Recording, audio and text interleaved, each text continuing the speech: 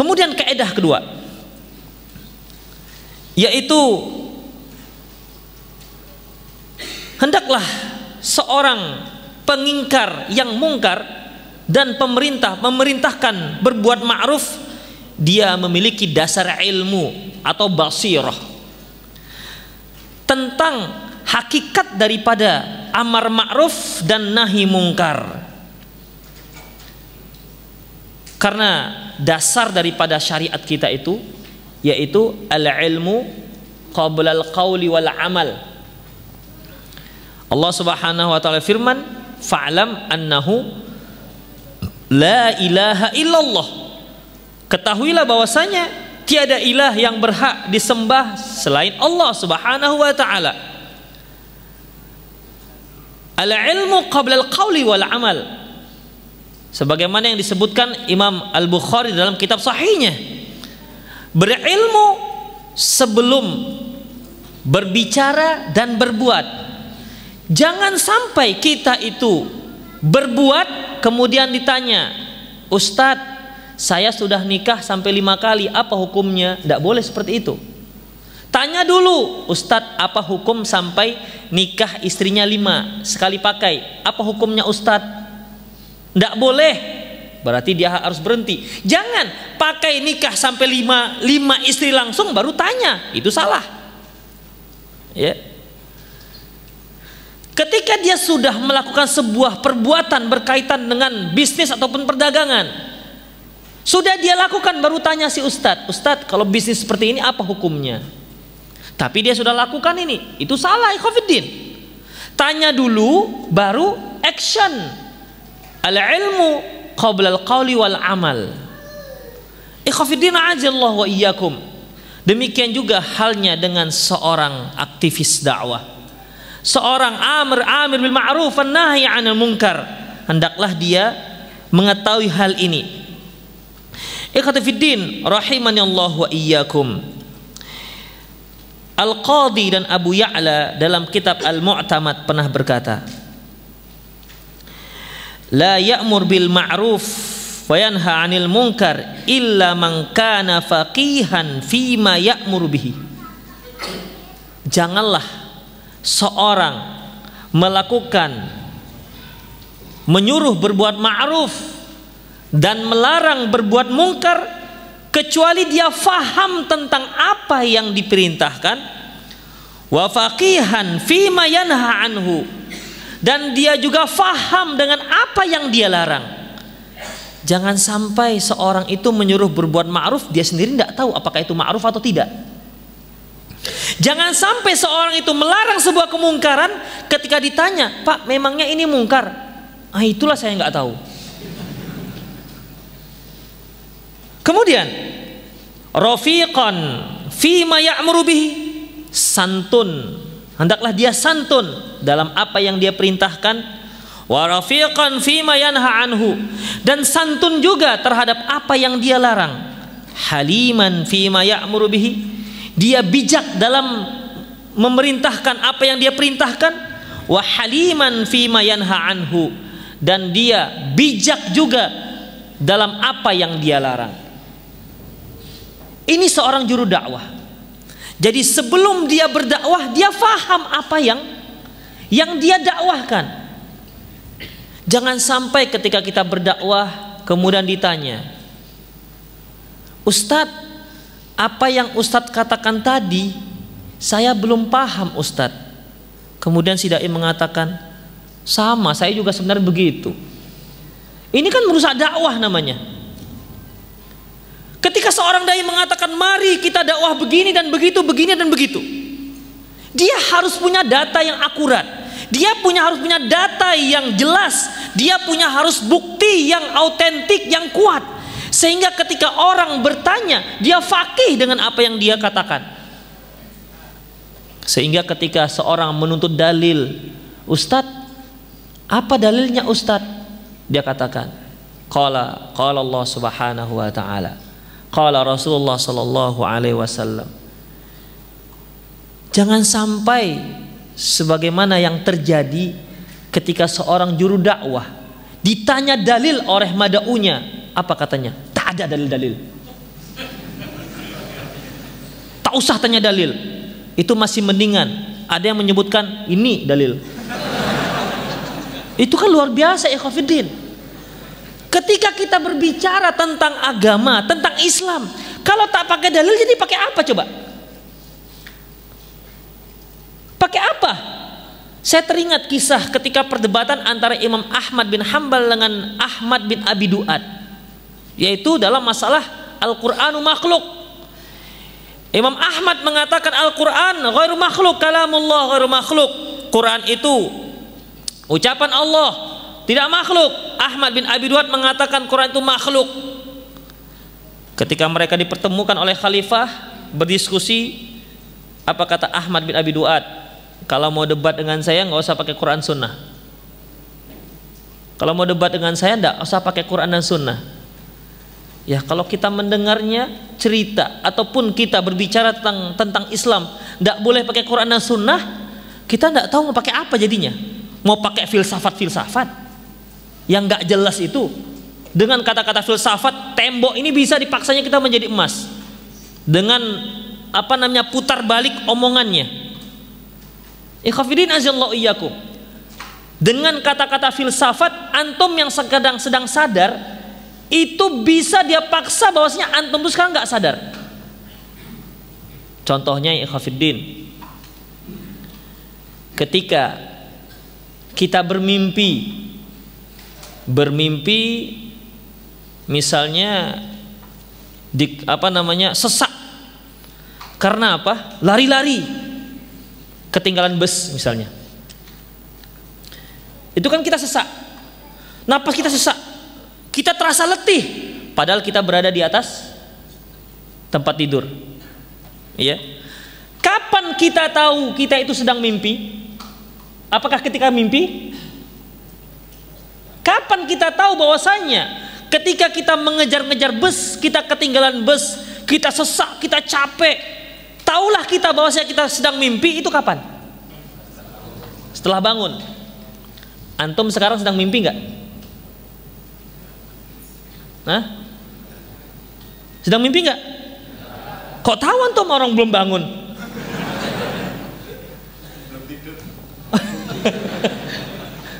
Begitu.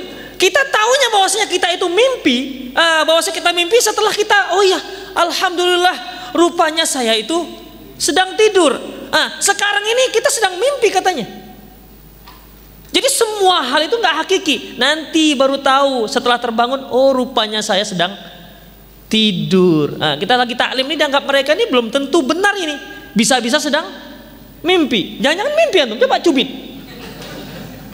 Ikhwatiddin azallahu iyyakum. Sesuatu yang hakiki bisa nggak nyata dibuat orang filsafat. Demikian. Gak usah ngomong pakai Quran dan Sunnah. Oke lah kalau begitu kata Imam Ahmad. Sekarang siapa yang ngomong? Silakan kamu duluan yang Ahmad bin Hanbal. Kata Imam Ahmad bin Hanbal, oke. Sekarang siapa orang pertama yang mengatakan Quran itu makhluk? Apakah Abu Bakar? Ada? Enggak. Umar juga tidak. Utsman juga tidak. Ali juga tidak. Kemudian kata Imam Ahmad, kalau seandainya para sahabat-sahabat tersebut tidak pernah mengucapkannya, berarti ada dua kemungkinan. Pertama, mereka tahu tapi mereka tidak mengucapkannya. Yang kedua, mereka nggak tahu. Kalau seandainya para sahabat Rasulullah SAW tahu tapi mereka tidak menggembar-gemborkannya seperti ente, kata Imam Ahmad, kalau begitu kamu juga harus ikut mereka. Kamu tahu tapi nggak usah diomongkan, sama seperti sahabat. Kamu ikut sahabat kan? Iya. Kalau begitu diam saja. Kalau kamu mengatakan Quran itu makhluk, memang benar, sudah diam saja sebagaimana para sahabat. Atau mereka nggak tahu. Apa mungkin sahabat tahu, ente tahu? Makanya ikhwatiddin, dalam Islam ini tidak ada penemuan baru. Beda dengan ilmu biologi, teknologi, fisika, ada penemuan-penemuan baru. Kalau ada seorang doktor S3 tamatan apalah kita katakan, kemudian dia setelah melakukan penelitian Quran dan Sunnah, maka dia punya pendapat baru bahwasanya hukum-hukum ini tidak lagi berlaku sekarang karena menurut ini dan segala macam. Dia punya pemikiran baru yang belum pernah dipikirkan oleh orang-orang sebelum dia. Kalau dalam Islam kita katakan itulah bid'ah itu. Tidak ada penemuan baru dalam Islam, ya, tidak ada. Islam itu semua penemuan lama, semuanya penemuan lama, tidak ada penemuan baru. Ikhwatiddin rahimani Allah wa iyyakum. Oleh karena itu, ya, seorang juru dakwah, seluruh kita ini juru dakwah sesuai dengan level kita masing-masing. Ya, sesuai dengan level kita masing-masing. Seorang suami juga dia harus berdakwah kepada istrinya, kepada anaknya, juga kepada dirinya. Seorang yang belum berumah tangga, dia berdakwah kepada teman-temannya, itu dikatakan juga seorang juru dakwah. Dan dia tidak usah dipaksa, kamu harus berdakwah paling enggak 3 hari. Kalau enggak jos. Enggak bisa dipaksa-paksa, ya. Karena dia harus berdakwah apa yang dia ketahui, ya, apa yang dia ketahui tentang dakwah tersebut, dia harus pahami dulu permasalahan tersebut, baru dia dakwahi. Makanya kita lihat aktivis dakwah yang seperti itu, ketika ditanya tentang apa yang dia bicarakan, dia juga nggak paham. Ya, begitulah yang kami dengar dari ustadz-ustadz kami. Jadi kalau antum berbicara dengan kaum muslimin yang lain, kemudian masuk pada masalah dalil, kemudian dalilnya apa kata ustadz kami, nggak ada bedanya antum dengan mereka, cuman bedanya tempat pengajian saja, itu aja bedanya. Ini kok begini akhi? Iya kata ustadz kami itu keluaran luar negeri loh, bukan lokal, interlokal. Tidak bisa seperti itu dalam berdakwah, ikhwatiddin, ya. Seorang anak berdakwah kepada ayahnya, Pak, ini tidak dibenarkan Pak. Siapa bilang? Ustadz kami. Siapa ustadz kalian itu? Jangan-jangan ustadz kalian itu sesat pula. Benar Pak. Iya, apa buktinya? Kata ustadz kami. Bapak masa nggak percaya dengan ustadz kami? Mana bisa kita berdakwah seperti itu? Ya, harus dia faqih dengan apa yang disebutkan. Makanya khafidin azallahu iyyakum, ketika kita seorang anak berdakwah kepada orang tuanya, dia harus punya data yang kuat. Ya, seorang pemuda dia mulai mengaji, maka dia mulailah tumbuh jenggotnya. Tentu orang tua kan melihat, ini anak selama mengaji kok baru tumbuh jenggotnya, tadinya tak tumbuh jenggotnya. Ada masalah apa dengan jenggotnya dia ini? Tentu orang tua kan akan bertanya, ngaji di mana nak? Begitu kan? Di sana. Memang di sana kalau ngaji harus pelihara jenggot, kalau enggak boleh ngaji. Enggak Pak, ini ada dalilnya, ada sunnahnya, begini. Enak kan? Orang tua itu menjadi nyaman dia. Oh, dia pakai dalil. Tapi kalau dikatakan kata ustadz kami Pak, entah nggak tahu tuh ustadz kami nyuruh. Yang begini-begini nanti orang tua mengatakan betul kalian itu aliran sesat. Karena si anak tidak memberikan data yang jelas kepada kedua orang tua. Sedangkan kita memberi data yang jelas saja, sering orang tua itu menolak, apalagi tak memberikan data yang jelas. Oleh karena itu seorang amir bil ma'ruf wan nahil munkar, hendaklah dia faqihan fima ya'mur wa faqihan fima yanha anhu. Dia faham dengan apa yang diperintahkan dan faham dengan apa yang dia larang. Ikhwati fiddin rahimani Allah wa iyyakum. Syekh Muhammad bin Shalih Al-Utsaimin memberikan komentarnya dalam masalah ini. Kata beliau, ta'ammul ayyuhad da'iyah ilallahi, wahai para juru dakwah, coba kalian perhatikan ila qaulillahi ta'ala, perhatikan firman Allah subhanahu wa ta'ala, alal basirah. Yang dimaksud dengan ayat alal basirah, artinya beliau mengisyaratkan kepada firman Allah subhanahu wa ta'ala, qul hadhihi sabili ad'u ila Allah ala basiratin ana wa man ittaba'ani. Katakanlah, ya, qul hadhihi sabili ad'u ila Allah, katakan ini adalah jalanku yang aku ajak orang-orang kepada Allah, ala basirah, yaitu di atas basirah. Kata Ibnu Utsaimin rahimahullah, bahwasanya yang dikatakan basirah adalah terdiri dari 3 hal. Pertama, basiratun fima yad'u ilaih. Hendaklah dia punya ilmu tentang apa yang dia ajak. Tentang apa yang dia ajak. Kemudian, bi ayyakuna aliman bil hukmi syar'i. Dia alim tentang hukum syar'i fima yad'u ilaih, tentang apa yang dia ajak. Demikian ikhwatiddin. Jangan sampai dia mengajak orang untuk satu perbuatan sementara dia sendiri tidak alim dalam masalah tersebut. Jadi yang pertama, hendaklah dia alim tentang apa yang dia ajak.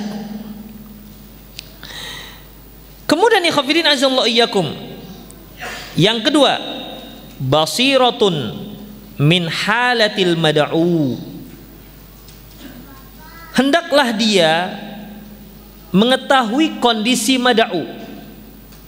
Jadi basirah terhadap apa yang dia ajak. Dia yakin benar ini adalah syariat. Ini adalah yang dibawa oleh Rasulullah sallallahu alaihi wasallam. Dalilnya ini qaulullah subhanahu wa ta'ala. Dalilnya juga dari qaul Rasulullah sallallahu alaihi wasallam. Ketika dia mengatakan ini hukumnya wajib, dia punya data. Ketika mengatakan ini sunnah, dia punya data. Jangan sampai terbulak-balik. Jangan sampai dia katakan, akhi ini wajib, padahal sebenarnya nggak wajib. Antum pernah dengar nggak ada seorang ustadz mewajibkan pakai gamis? Kalau ada mada'unya masuk pengajian yang nggak pakai gamis, diragukan kesalafiannya. Bener. Kalau ada dia lihat mada'u nggak pakai gamis, tanya, Pak, sudah lama ngaji ya? Oh, nggak pakai gamis. Jadi apa namanya, manhaj seorang itu dia ukur dengan pakai gamis, sehingga dia mewajibkan gamis itu salah. Siapa yang mewajibkan gamis? Gamisnya masuk baju Arab gini. Mewajibkan sesuatu yang tidak wajib. Saya masih teringat sekali, sekitar 23 tahun yang lalu, kita waktu itu masih senang dengan sunnah. Waktu itu kita dapat hadis Rasulullah pakai celak. Kayak celak. Antum ada yang pakai celak? Ya, kayak celak. Jadi saking cintanya kita dengan hadis itu, seorang di antara kita itu pakai celak kemana-mana, kiri kanan, macam akhwat itu. Ya kan nggak semua orang serak pakai celak. Sehingga dia katakan, antum kenapa nggak pakai celak? Bukankah ini sunnah Rasulullah sallallahu alaihi wasallam? Kalau antum nggak memakainya, berarti antum ingkar dengan sunnah. Ingkar dengan sunnah itu kafir. Gara-gara nggak pakai celak jadi kafir. Saya ingat sekali ini, ya. Mengapa demikian? Karena kebodohan tadi. Kan kacau kalau kita dakwah, bapak-bapak nggak ada yang nggak pakai celak. Barang siapa nggak pakai celak kafir. Subhanallah. Dari mana datanya ini? Karena salah dalam memahami dalil. Ikhwatiddin azallahu iyyakum. Ya. Makanya seorang dai ketika dia katakan ini wajib, dia harus tahu dan dia harus punya ilmu yang matang bahwasanya ini adalah memang wajib. Sehingga ketika dia dituntut bukti dari Quran dan Sunnah, dia dapat menyebutkannya. Ketika dia katakan ini sunnah, dia harus punya bukti. Jangan sampai yang terbalik-balik. Dia mengajak berbuat ma'ruf padahal itu mungkar. Dia melarang perbuatan mungkar padahal itu adalah ma'ruf. Dikarenakan apa?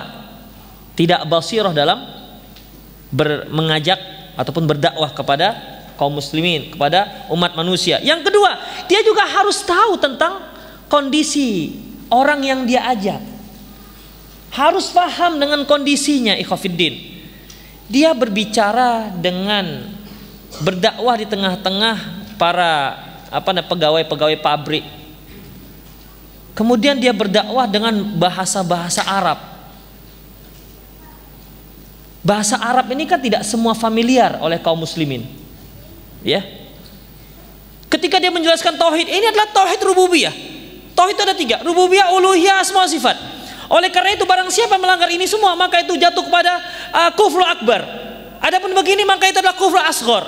Oleh karena itu, barang siapa begini-begini maka dia masuk syirkul asghar, syirkul akbar. Orang mikir, Pak Ustadz, apa itu syirkul asghar, akbar?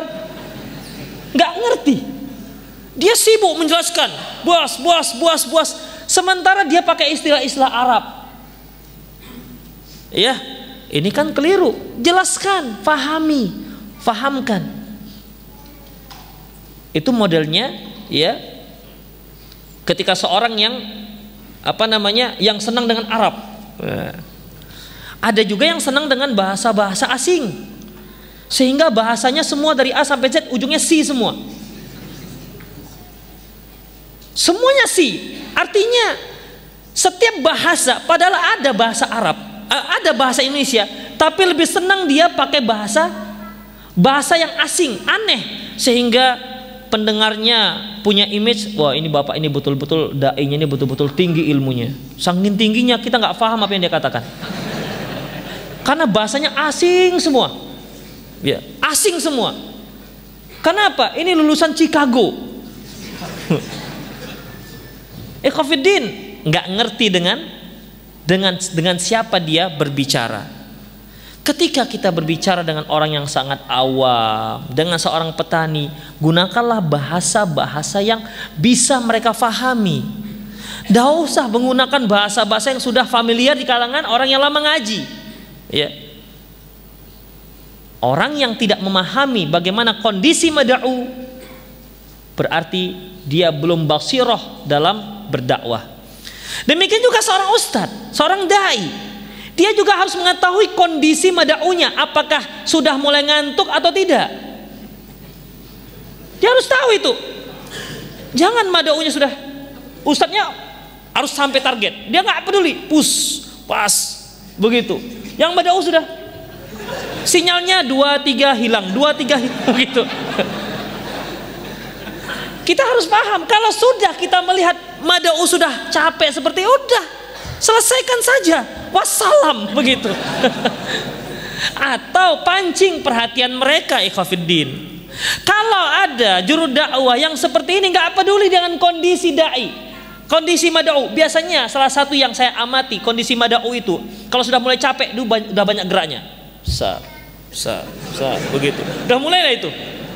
Ada satu permisi tapi belum dikatakan silahkan, dia udah pergi. Sekedar tunjuk pergi, yang nyuruh pergi siapa? Minta izin tapi nggak diberi izin sudah pergi. Nah, demikian mulai. Itu dia. Kita harus paham juga, ikhwafidin azanallahu iyyakum. Jadi seorang juru dakwah tahu dari tingkat apapun dia, ya harus tahu kondisi orang yang dia dakwahi. Ketika dia berdakwah dengan seorang ustadz, dia juga harus tahu posisinya.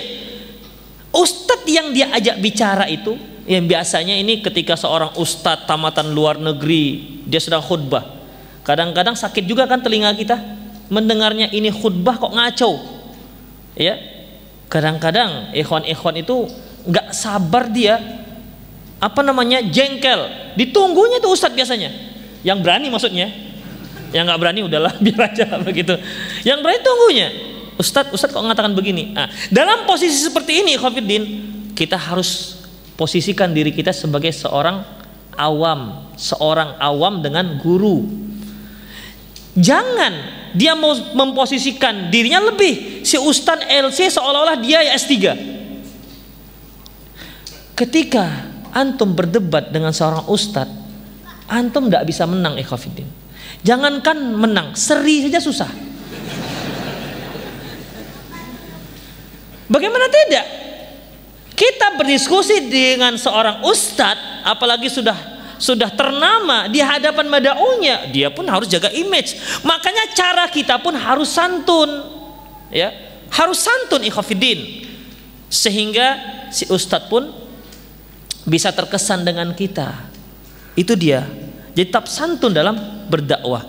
Jadi bukan hanya seorang ustadz yang berdakwah kepada mad'unya, mad'u juga bisa berdakwah kepada si ustadz. Misalnya, ikhwafiddin, antum mendengar sebuah kajian dari seorang ustadz. Di satu saat antum melihat si ustadz melanggar kajiannya sendiri, kan bisa saja Ustadz juga manusia loh. Ya, antum bisa tanya, Ustadz, dulu saya pernah mendengar dari Ustadz begini, apa sudah mansuh ya hukumnya begitu? Mana tahu kan ada ilmu baru begitu. Ya, apa sudah mansuh ya Ustadz ya? Mungkin si Ustadz baru terperanjat. Oh iya, saya pernah mengatakan begitu. Jadi jangan malah menggurui, Ustadz.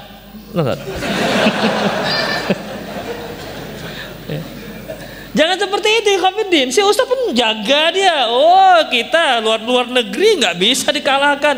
Gimana mau kalah serinya susah. Artinya, Khafidin, dakwah itu kan menyampaikan yang benar dari kalangan manapun. Dari kalangan manapun. Ya. Antum pun ketika berdakwah kepada seorang ustadz antum sendiri, silahkan. Tapi hendaklah dengan cara yang santun. Ya. Kalau dengan santun, insya Allah. Ya, seorang yang sudah bermanhaj salaf itu biasanya lebih senang dengan kebenaran. Tapi kalau ada ustadz yang antum ketemukan seperti itu, nggak mau, oh nggak bisa, kalau ustadz nggak salah, gimana salah? Kita S3 loh, masa salah? Antum pula teman-teman SD, SMP, SMA. Ikhwaniddin azanallahu wa iyyakum. Itulah dia. Kita harus tahu dengan siapa kita berdakwah. Apakah dengan orang awam? Apakah dengan orang yang dianggap alim di tengah-tengah masyarakat, ataukah dengan orang-orang yang selevel dengan kita?